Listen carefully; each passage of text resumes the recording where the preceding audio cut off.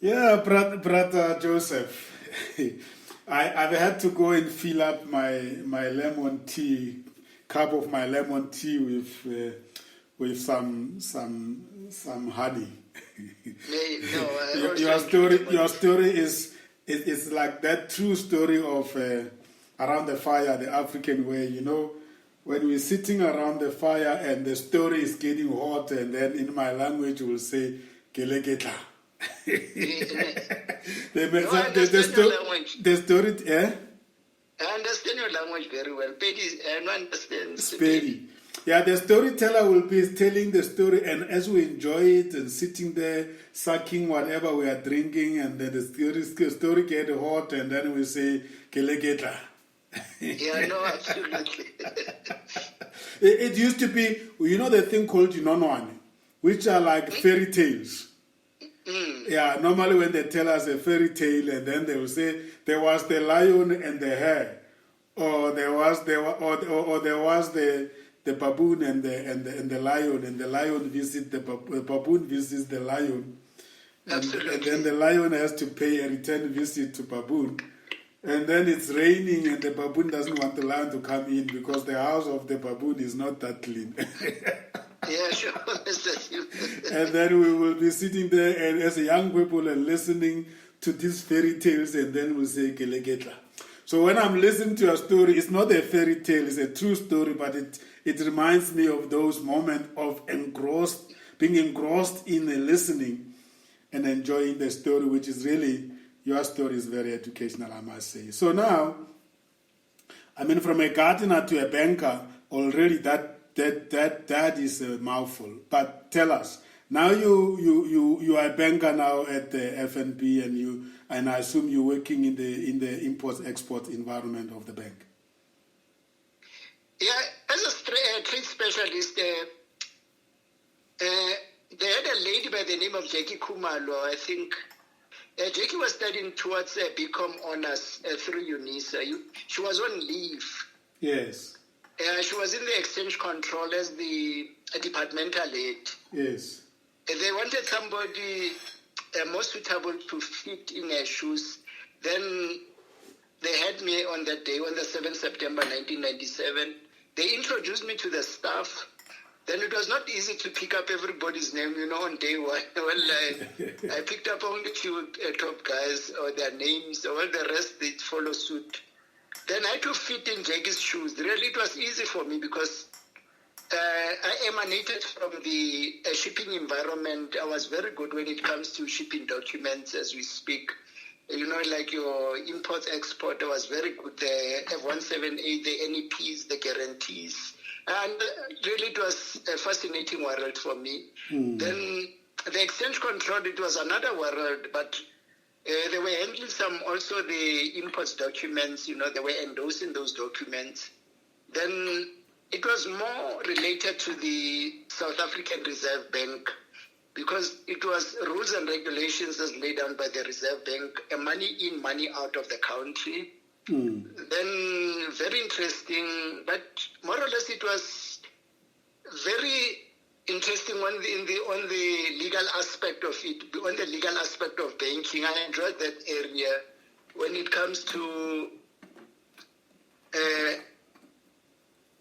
banking. Those applications to the Reserve Bank, they use their own language at the banking side. Really. The forward covers and all those. Yeah, absolutely. Then I started learning, those the foreign language. I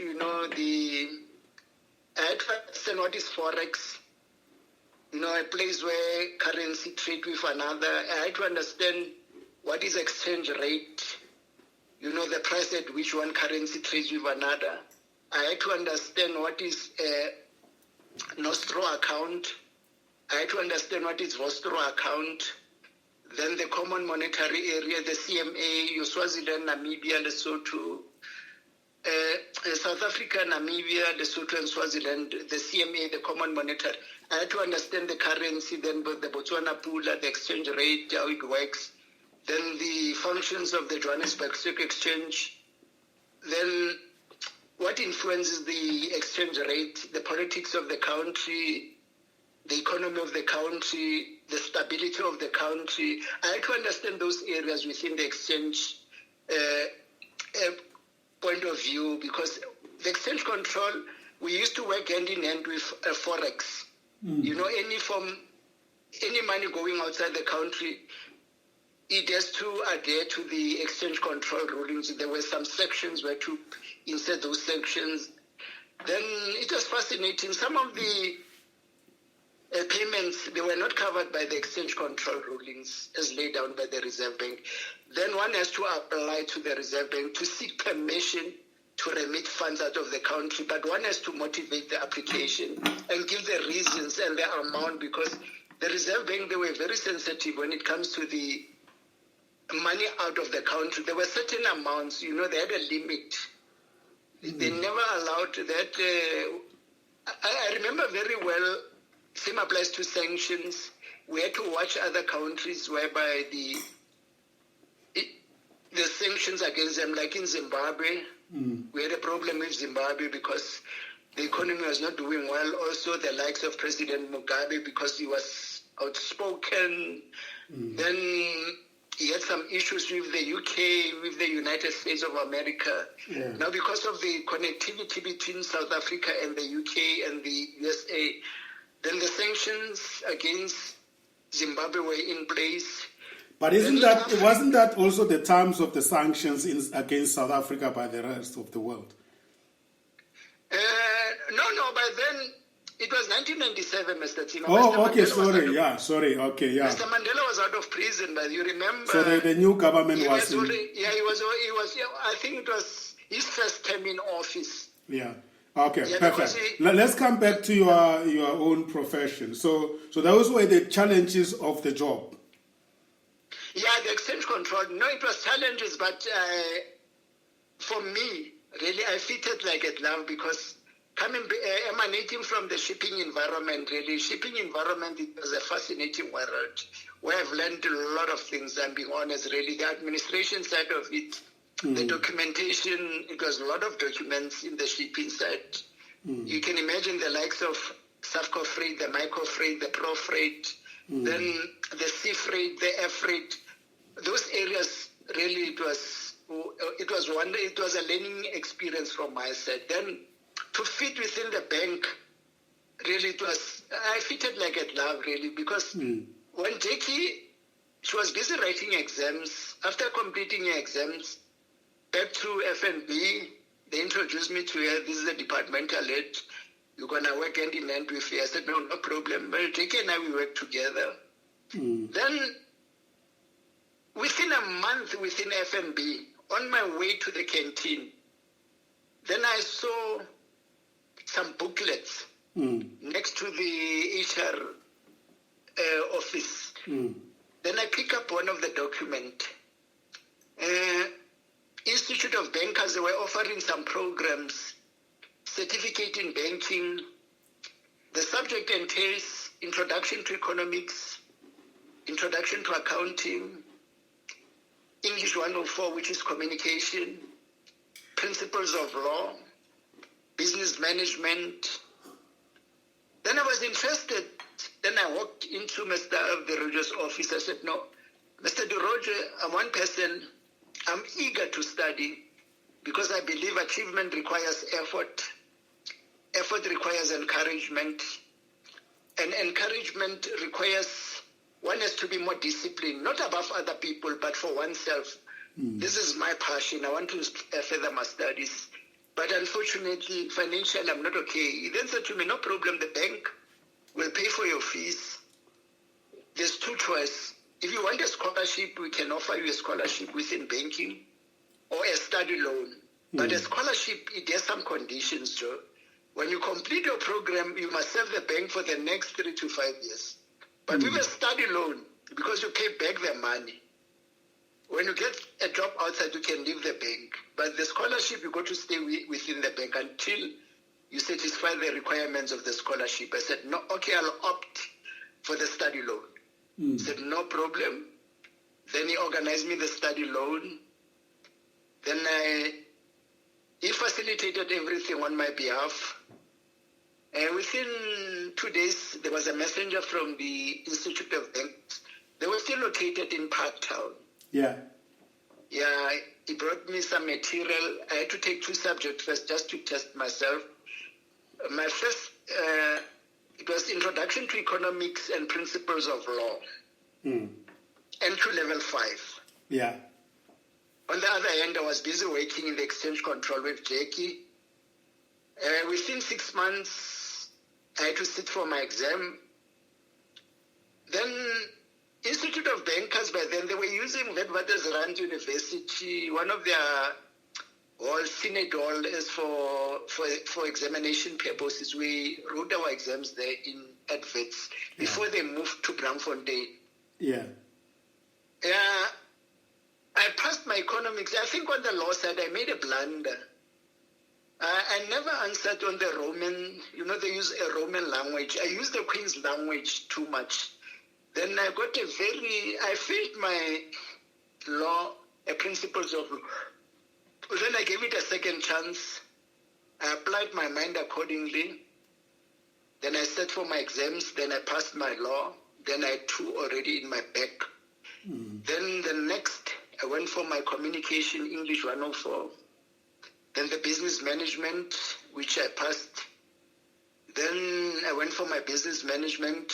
I passed it also. It was your certificate in financial services, which is NQ level 5. Then I moved to the next level, which is the diploma now. Then I wanted the easy one. This is a very interesting one. Then I went for marketing. I went through market research, which I passed. Principles of marketing. Then within F&B, they started advertising some jobs. They were looking for marketing managers. Then I applied. Whenever, every interview, they said, no, Joe, we're looking for somebody who has a BCom in marketing or somebody who has an MBA. Yeah. You're still studying towards your diploma, no chance, boy. Yeah. Hey, guys. I said, no, but this is not working for me. Then I said, no, let me revert back, really. Then I stopped studying diploma in marketing. Then I had to switch from marketing to credit. I said, no, let me go to the tough ones because I can see this one. These are easy stuff from my personal perspective. Because everybody, I did my own research.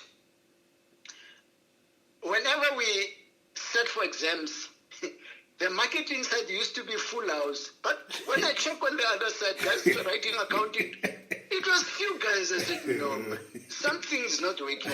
Why? Because I did my own research at Wits. I said, man, the marketing side, it was houseful. Yeah. But when I look at the other side of my accounting, there's already oversupply. Few bodies and few blacks. I said, no, there's already oversupply on the marketing side. Yeah. I said, no, let me switch. Yeah. Then I had to switch from marketing. I said, no, I had to start from scratch, from fresh. Then business accounting, taxation, stats, mathematics, all the commerce subject. Yes. Yeah, but before I pursued those subjects, what I did, because I never had accounting background, I had to go back to Damelin College. Yeah. In Braamfontein. Then I spoke to one of the lecturers. It was on a Saturday. He was studying towards his MBA. He was one of the part-time lecturers. I said to him, you know what?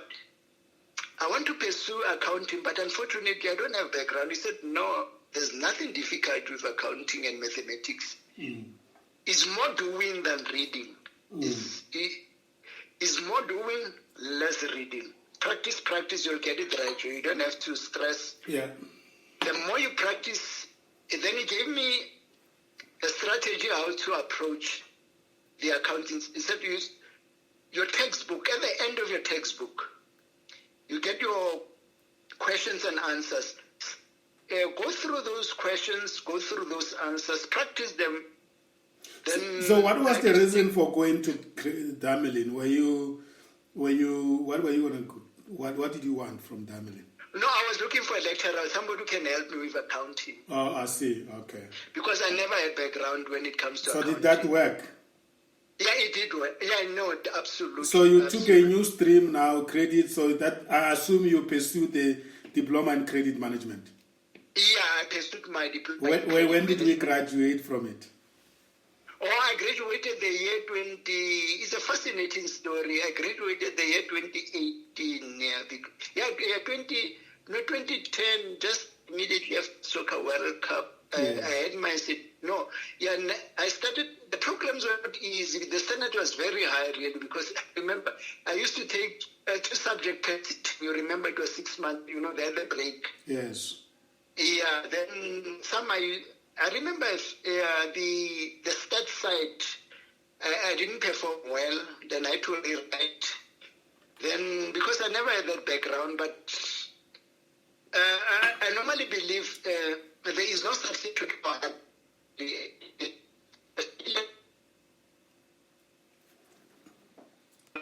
Sorry, I missed you there. You need to go back. I think there was an interruption there. We couldn't hear you. The diploma in credit. Yes. Yeah, no, I managed to pursue my diploma in credit, which is NQ level 5 also. That is a diploma. Yes. And that did it help you in terms of progress into other levels in your career at the bank? Yeah, no, within the banking space, it really did help me. Is it? And what were the next jobs that were facilitated by that? Oh yeah, okay. I'll explain to you how it helped me. I was still in the exchange control, pursuing my diploma in credit.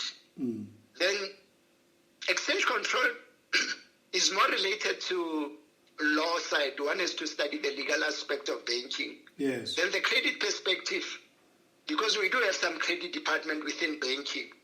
I had to move out of exchange control and join the credit department. I had to apply. Yes. Yeah, then we normally have these internal jobs within the bank. They normally advertise them. Yes. Yeah, they were looking for a relationship manager with credit experience. Yeah. Then I never had credit experience, but I was pursuing my diploma, advancing to my advanced diploma in credit. I said, no, I'm taking a chance here. Then I emailed my CV to the HR department. Then I was called in for an interview at the Bruma because they were looking for a relationship manager at Bruma Hub. You know Bruma next to Eastgate? Yes. Yeah, I physically went there for an interview. Well, during the interview, I could sense I'm not going to get this job, really. I don't have the expertise. I don't have the experience. Then because I have this natural intelligence, really, well, I then said to their area manager, namely Dan Ace. Well, Dan Ace and I today, we're still very close. Really, I'll tell you about my relationship with Dan Ace. I then said to it was Dan Ace, Salim Kadim. Salim was one of the relationship managers. Then they had their HR manager. I was facing 3 people by myself. I never had those expertise. I then said to them, guys, well, I can feel it. I'm not going to secure this job. Yeah. But I am prepared to serve you on voluntary basis.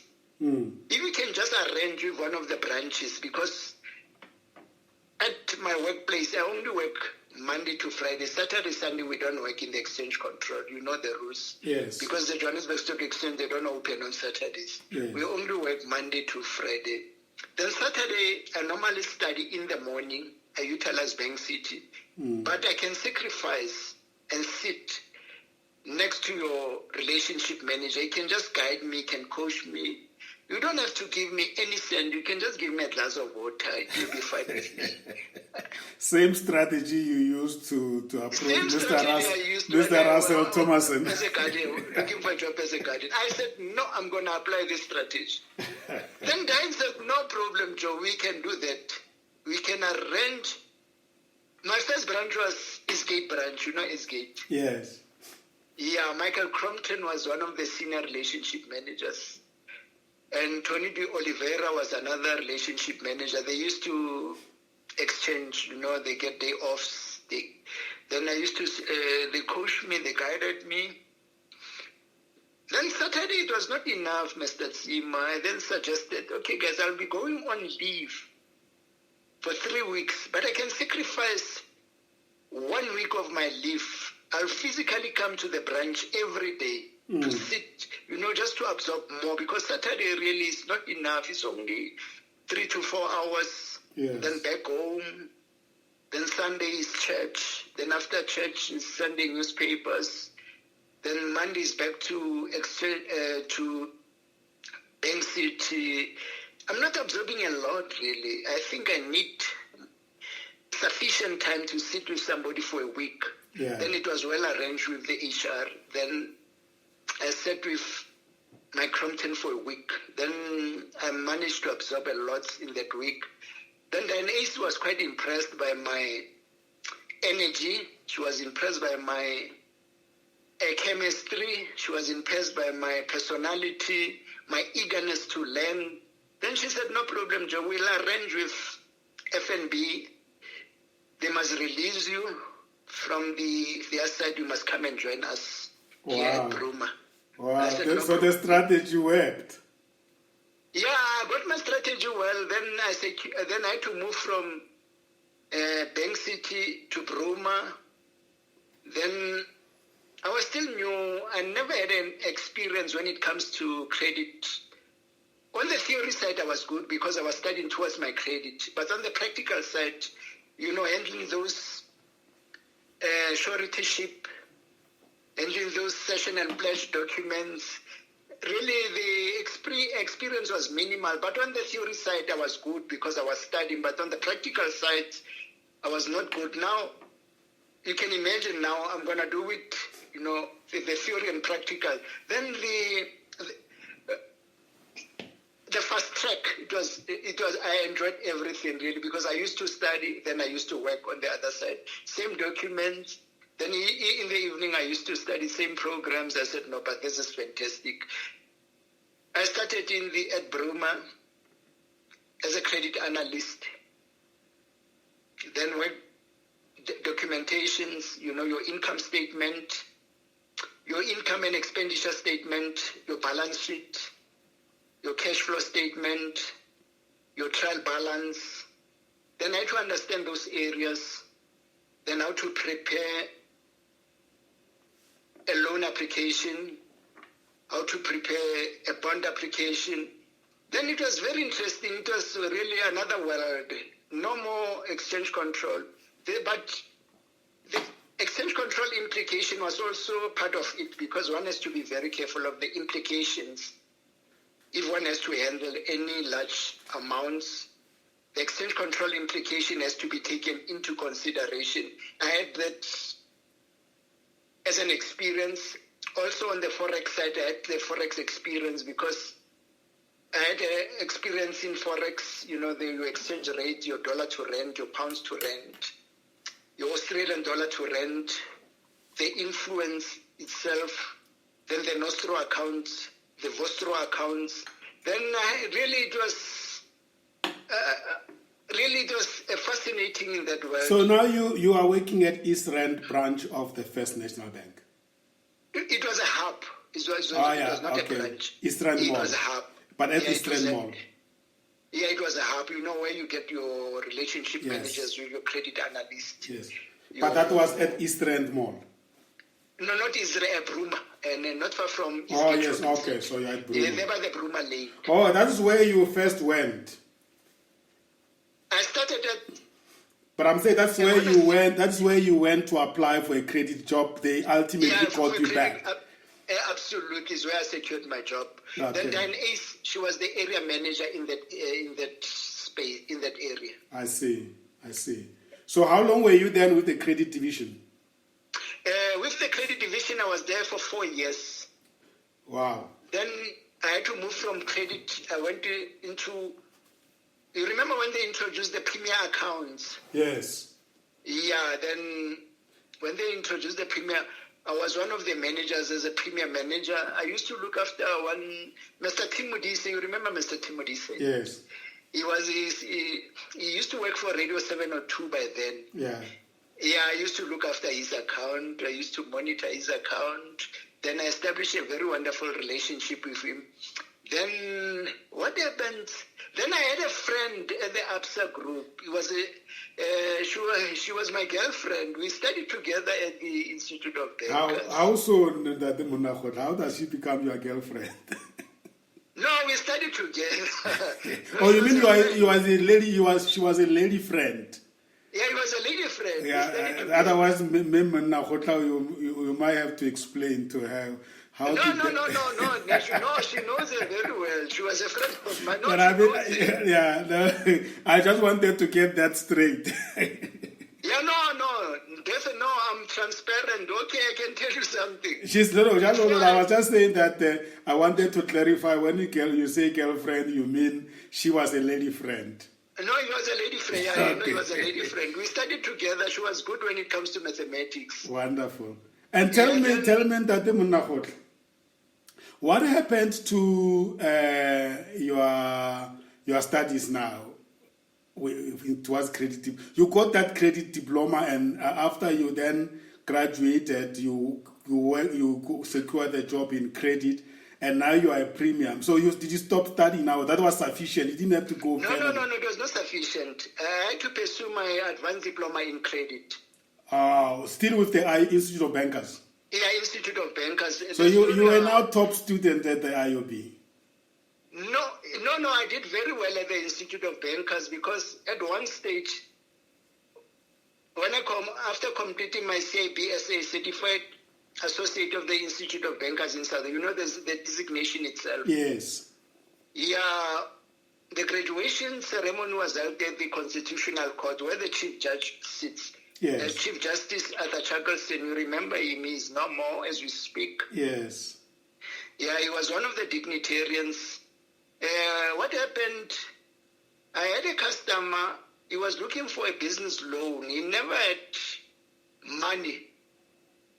Then I had to ask him, do you want a venture capital or working capital? He said to me, Joe, really, I don't know what you're talking of. Then I had to explain to him what is venture capital, what is working capital.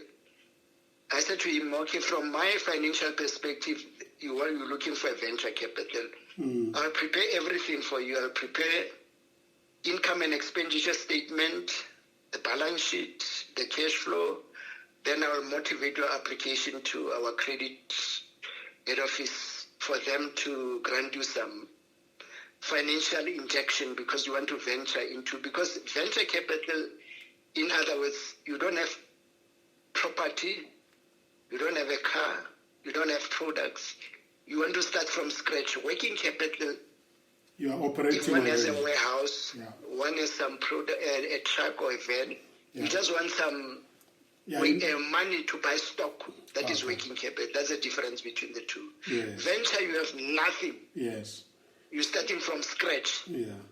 You must look for a building. You must buy a car. Yeah. That's understood. Yes. So what did you want to highlight with that client? Then I motivated my application to our credit division. It was read by Don Classen. Don was one of our credit analysts. Yeah, but what was the reason for mentioning that client? Okay, let me mention this one. Then Don came back to me after reading my motivation. He then said to me, Joe, I've read your motivation. It's very interesting, well written, well balanced. We will grant your customer this loan, but from our side, we normally read your motivations, your applications. You are not fit and proper to be a banker. I said, what do you mean?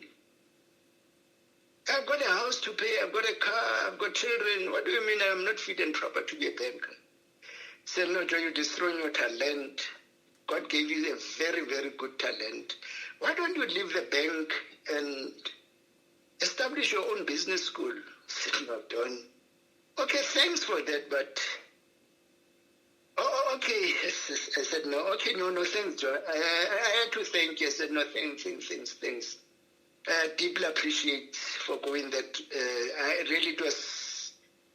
It never crossed my mind that I must open my own business school, really, but thanks for that. I said, no, but we normally read your application, your motivations, really, it's fascinating, really. We normally ask ourselves, this man is wasting his time within the banking space. Why? I said, okay, I'll think about it. Then I had to apply my mind accordingly. Then my client was granted that loan. Then Don said to me, I do have some connection from the SA Banker magazine. The editor of the SA Banker magazine, I know him very well. We can facilitate. My interview was held at the upside office at Main Street, right at Main Street. Then I met the crew from the SA Banker magazine. A boardroom was organized, I think Main Street. I remember very well, but I'm not familiar with upside office. But going down, the building is on your left because it's a massive building, the head office of ABSA. But a mini boardroom was organized. Then I was interviewed. Then my story was published. It was read within the banking fraternity. I received a lot of accolades. So the SA Banker was the magazine of the Institute of Bankers. It was a magazine, yeah. Then it was also... But I mean, that was the mouthpiece of the Institute of Bankers. Yeah, it was the mouthpiece of the... Yeah, but... You know, the magazine itself, they used to distribute it within the banking. Yeah. All the banks, it was read by men. Then I received a lot of accolades. I do have some few files inside in the house. Then, out of curiosity, one director, I think, was very close to Chief Justice Arthur Chackalson. He read it also. Same applies to Mr. Francis Hugo. Mr. Francis Hugo is a psychologist within the FSRAN group. He's the man who employs the CEOs. He was born in Malawi, narrated me. I know his story very well. They then said to me, Joe, there will be graduation. The graduations will be held at the Constitutional Court. You are one of the graduates. But on that strength, on our agenda, we do have an agenda. You will be the last speaker.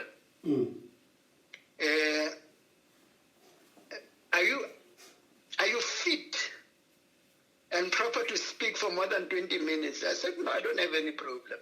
I can speak for more than that. Joe, there will be dignitarians, all the CEOs from the branch, banks, private banks. Really, you know, the Institute of Bankers is a reputable institute. Don't disappoint us. I said, no, I'll never drop you. I promise. Then it was arranged. I was the last speaker.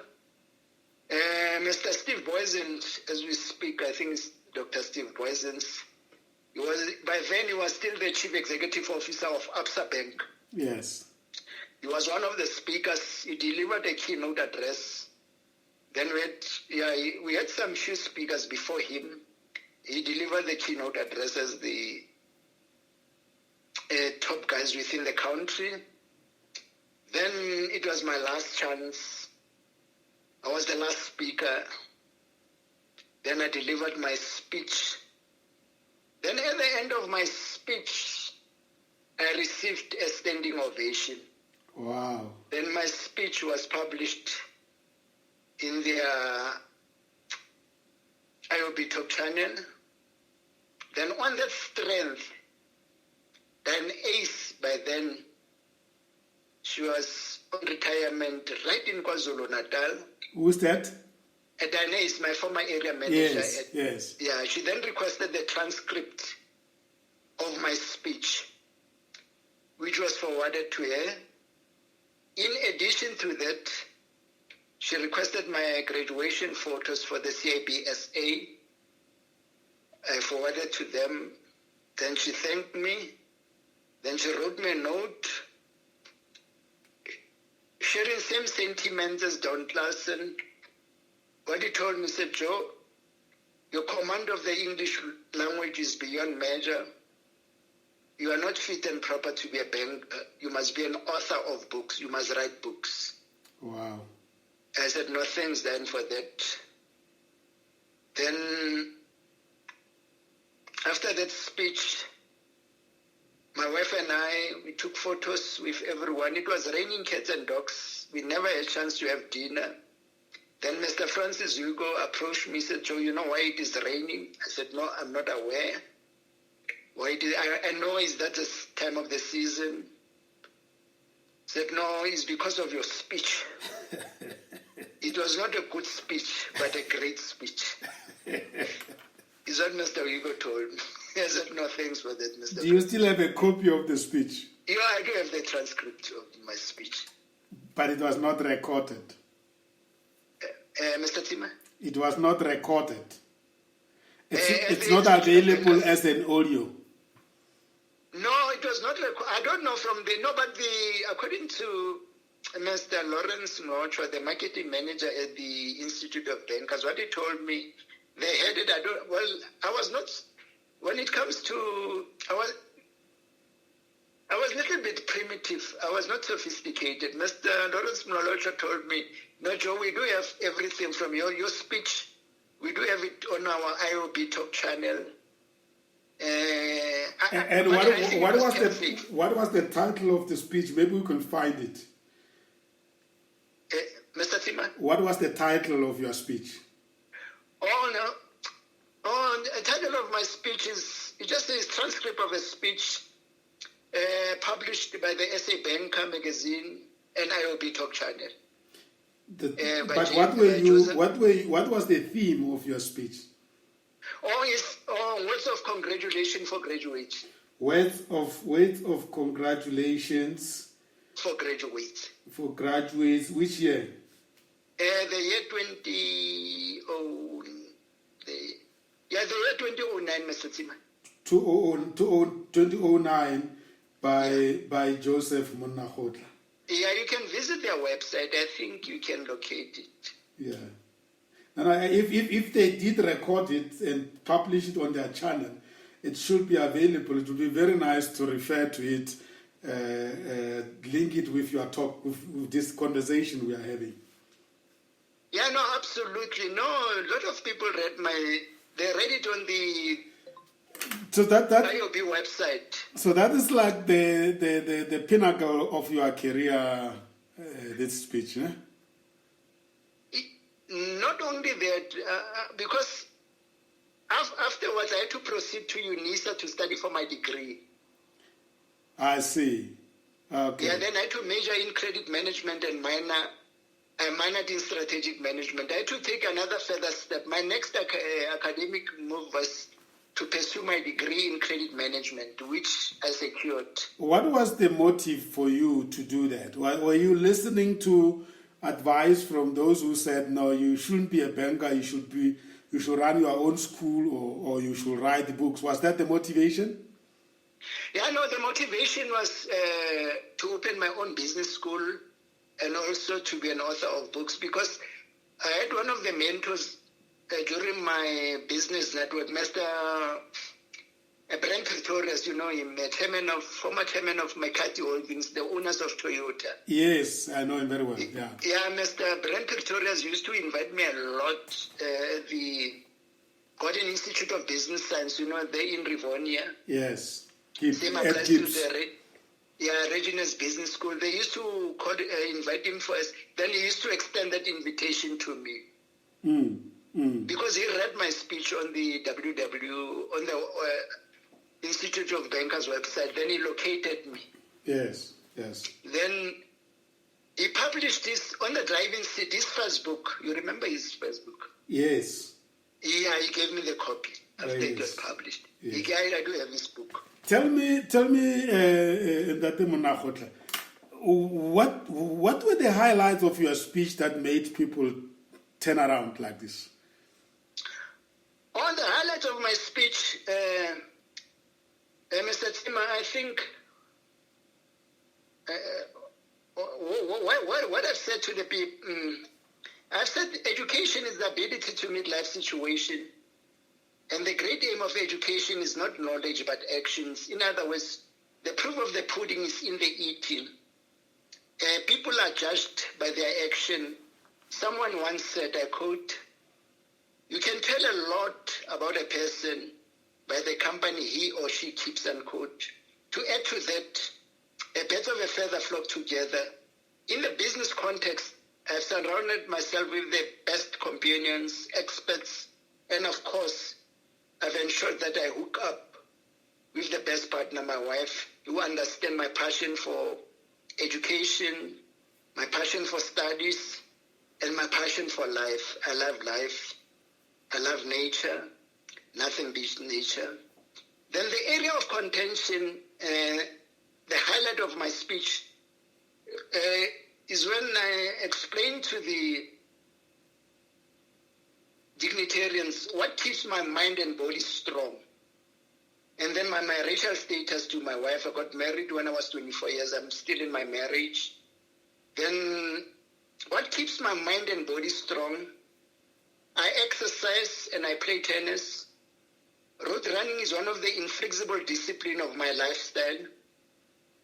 When my body feels better, as it usually does after recreation or sports, so does my mind. It is rested, refreshed, and more receptive when I return to my studies. Education and sports goes hand in hand. In other words, road running is egalitarian. Then the most critical part of it was my bone of contention, which is my true story, explaining to the people that I was born on the 1st of May 1959 at Alexander Township. I was born in a shack. My parents and I, we moved to Soweto when I was 6 years old. We lived in an enormous house and we had an average life, and everything scaled down after my parents divorced when I was 7 years old.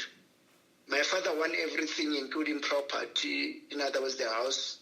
My dad was a man of mysterious personality. Later in life, my father paid a heavy price for the deeds he committed. All his riches dissipated and he died in 1998, and I buried him. What I've said, again, during the memorial of my father, when I fell past his coffin, a thought crossed my mind. Blood is thicker than water. Listen to this one, Mr. Tima. Blood is thicker than water. And when water flows, trees and plants grow well. But when blood flows, heroes and graduates are born. To revert back to my story, my mother and I, we left empty-handed. We had only one suitcase and a blanket. The atmosphere was traumatizing, as I've indicated earlier on. A divorce is difficult when no children are involved. Absolute agony when they are. I've shared a little of the anguish endured by several of my close friends. I do have friends who divorced. During and after their divorces, my heart will cry. Then my other area of contention, Mr. Tima, is the root that I am in my autonomal years. In other words, I am above 50 years old and still feel the great need for further learning, not only to outdistance my colleagues, but to maintain a steady footing on the rung of that ladder I've managed thus far to ascend. I'm a compulsive learner with an insatiable appetite for knowledge. My interest in learning remains intact. I treasure every second of my study program. Successful learning occurs along trajectory and requires constant input to maintain impetus. For me, studying is lifelong. I call it my intellectual vocation. Had it not been education, I could have fallen apart many years ago. I know and understand what poverty is. I have tasted the pangs of hunger. After the legal dissolution of my parents' marriage, the pains and suffering I went through taught me what integrity is. Owning integrity is owning a way of life that is strong in moral principles, characteristics such as sincerity, honesty, and straightforwardness in one's daily living patterns. In the business world, ownership of such characteristics is the lifeblood of any long-term success. The growth of any society first depends, of course, on the ability of its people to read and write its own language correctly. In our country and in other African countries, also a considerable number of Western countries, there is a high dropout rate among high school students. Coupling that with the fact that a huge number of our own matriculants, high school graduates, are functionally illiterate, lacking basic language skills, lacking mathematics skills, the science skills, there is cause for concern, a great alarm indeed, for it means we are losing the most valuable of all resources, that is an educated people. Today's galloping technological changes and the advancements demand a well-educated people. Without proper education, it's like having power tools without the electric cord to use them. I advocate reading history as another excellent way or means of bettering one's understanding of life, studying how our forefathers or forebears coped with their and how they overcame ordinary and extraordinary circumstances, challenges, and their conquest. Many events in life are repeats, so many of their mistakes which should teach us how to avoid making the same mistake. There is no pet formula for success in life, but there are few known and proven essentials. Being decisive is one of them. No champions wins all the time, but just most of the time. Surely no one was put on this planet or on this earth for the purpose of promoting nothingness. Few of my business colleagues I have met are where they are or what they are because of the so-called tough times. There is no measure of the value of continued education in one's personal or professional advancement. It is a fact that many people ignore when they complain about not getting ahead in life, that life is the pit, that life is so boring, that they hate getting up in the morning. In business, it is cardinal rule that one must continually keep learning if one wants to succeed. The more knowledge one acquires, the greater one expects his or her success to be. On many occasions, graduates, they tend to assume that a possession of a degree is an end in itself, whereas it's the beginning of intellectual voyage. So those academics. So those were that was encrypted in your speech, yeah? Yeah, it was, yeah, because what I told them, when our perception of the future changes for the better, we make resolutions to improve our lives in the hope of increasing our happiness. Many people mistakenly measure their success in terms of money and fancy cars, not in terms of enjoyment and relationship. There is no correlation between income and happiness. I have no problem with money, power, fame, status, as long as they are treated as resources than goals in themselves. We need to realize that success is not about what we have, but who we are. Yes, money provides basic necessities, but it cannot buy self-esteem, it cannot buy self-discipline, it cannot buy love or happiness. As I look back and getting nearer to my speech, what I told them, and we really find that no one or anyone who can or should live a happy life and who can say, content with his or her life, can retire from this world like a satisfied guest. Then everybody, when we retire from our workplace, we don't retire as a satisfied guest. But what I told them, I am not ready to break up your graduation ceremony and go home yet. But when I do, it will be with the enormous satisfaction of having shared my life story with you. Then in my conclusion, what I told them, a life can only be understood backwards, but it has to be lived forward. Certain things, they happen for a reason. What is done cannot be undone. Then I thank everybody. Wow, beautiful. That's profound. At that point, thank you so much. At this point, I would like us to take a break, because when we come back, I want us to talk about what you are currently busy with. And of course, take it from the point when you decided to do your degree with UNISA. Right? Okay, sir. We'll be back. Okay, sir.